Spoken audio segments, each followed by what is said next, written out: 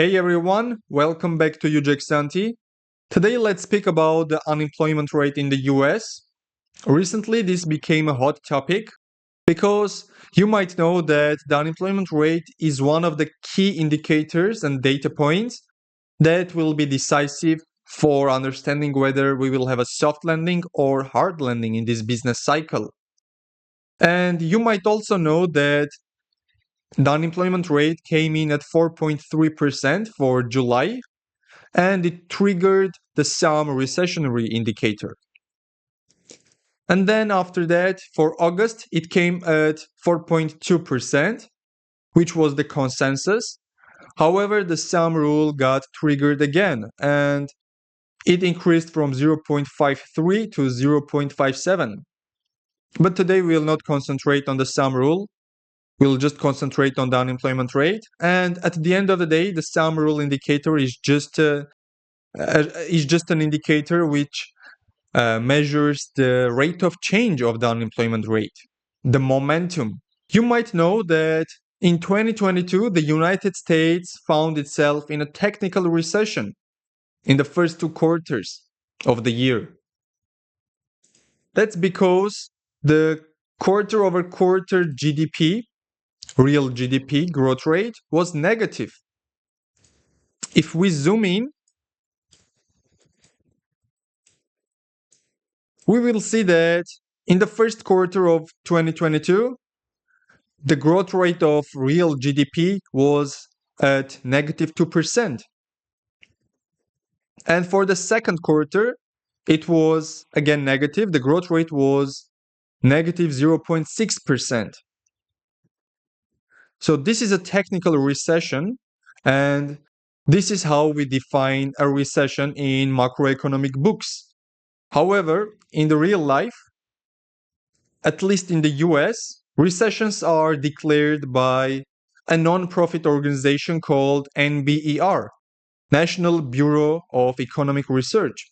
They have only 8 economists who decide when to declare a recession, an official recession in the US.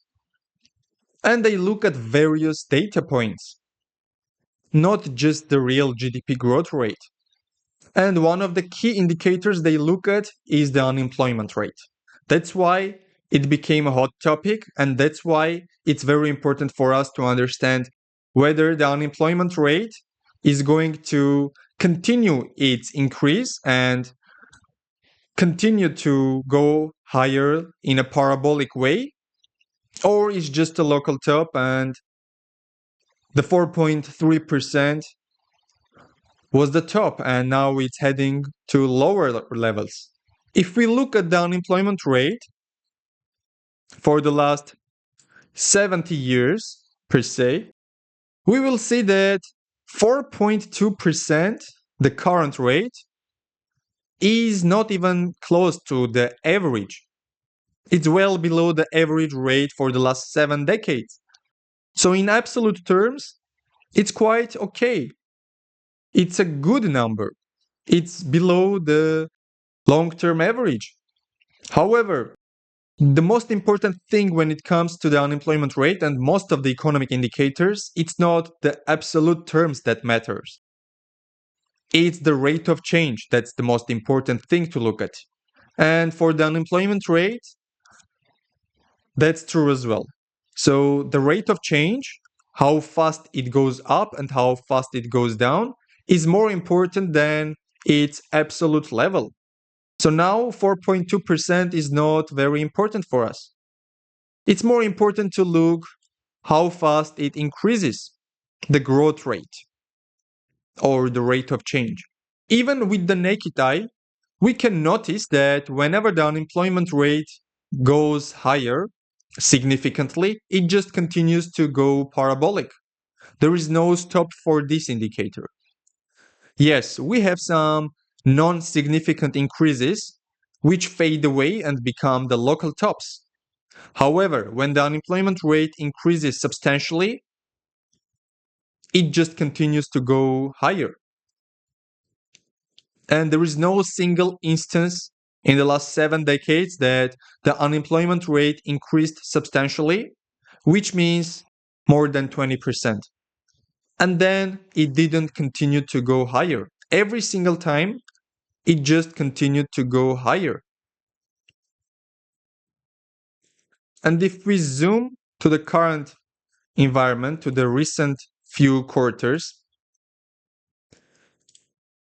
we will notice that it increased from 3.4% to 4.2%. And this is about 23% increase in the unemployment rate. And you can look at the history of the unemployment rate, and you can try to find another instance when the unemployment rate increased for about 20% or 23%, and then it didn't continue to go higher. There were none of that, no single instance. So you can look thoroughly. I've done this many times. So there are some increases, of course. Here we have, let's say, 15% increase, as you can see here. And then it faded away, but after all, it just continued to go higher. You can look at all of the increases that you can find on this chart. I guarantee that you cannot. So here as well, we had some increases. The unemployment rate continued to go higher for a few months. However, it was just a local top for the unemployment rate because it was not a significant increase. Yes, we had 18% increase here. If we zoom in, we will see that, yeah, we had maybe 15, 16, or 17% increase. And then another one. This is another 17% increase. However, it was less than the current 23%. And actually, if you count the 4.3% as well, so for the July's data, the increase was higher than 26%. So this is substantial increase, and it just suggests that chances are high that the unemployment rate will continue to go higher. It doesn't mean that it should go higher. There is no guarantee for that. Another important factor is that if we add the 24-month moving average of the unemployment rate, we will see that whenever the unemployment rate goes higher than its 24-month moving average, it just continues to go higher every single time. For the last 7 decades, this is what happened. When the unemployment rate is higher than its 24-month moving average, the unemployment rate usually continues to go higher in a parabolic fashion.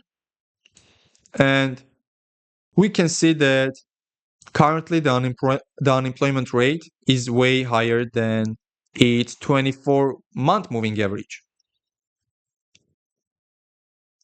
And it seems that we are on the brink of the parabolic rise.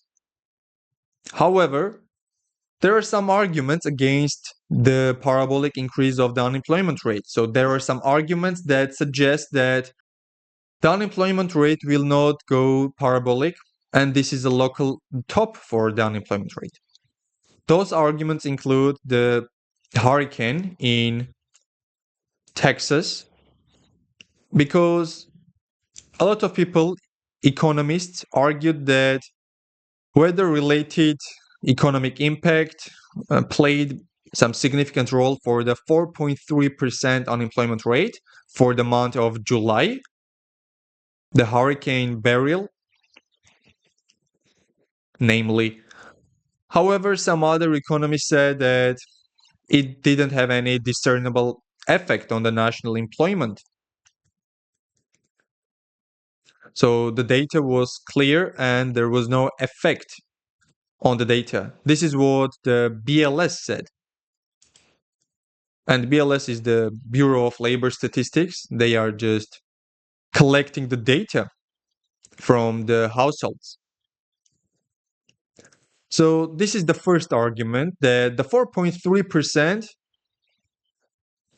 was just because of the adverse weather related conditions. And now it's just going to go lower. We have 4.2% for August, and for the next month, we will have, let's say, 4.1, and 4.3% was the local top for the unemployment rate. Another argument is that the unemployment rate is high not because of the unemployed people, but because of the higher number of immigrants, because they cannot find job as quickly as other people.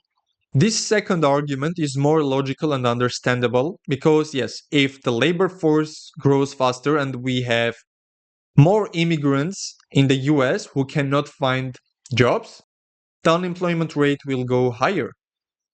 It's quite logical and natural, and we can mathematically understand that. However, I believe that this is another way to say that this time is different. Because I believe that it's not the first time that the US experiences higher number of immigrants in the last 70 years. We had many business cycles, and I'm sure that there were a lot of years or business cycles that the US experienced high number of immigrants.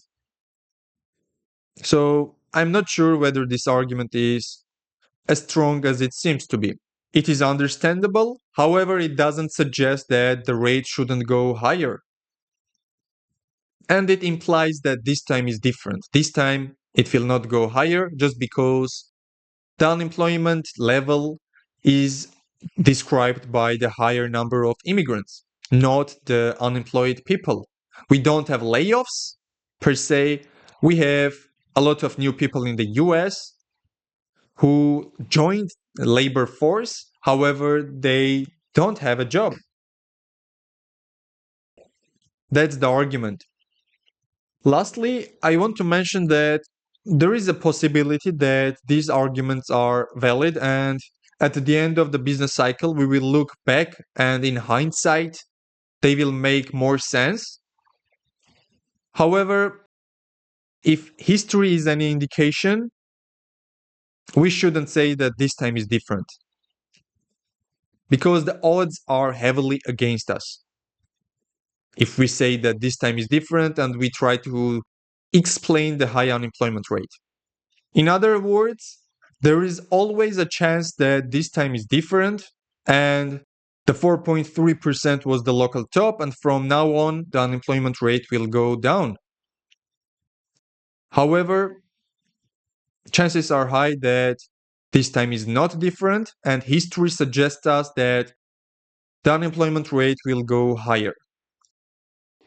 I guess it's not a wise decision to bet against history, at least for this indicator. Thank you for watching. If you liked the content, if you found it informative, please like and subscribe. Have a good day, and I'll see you next time.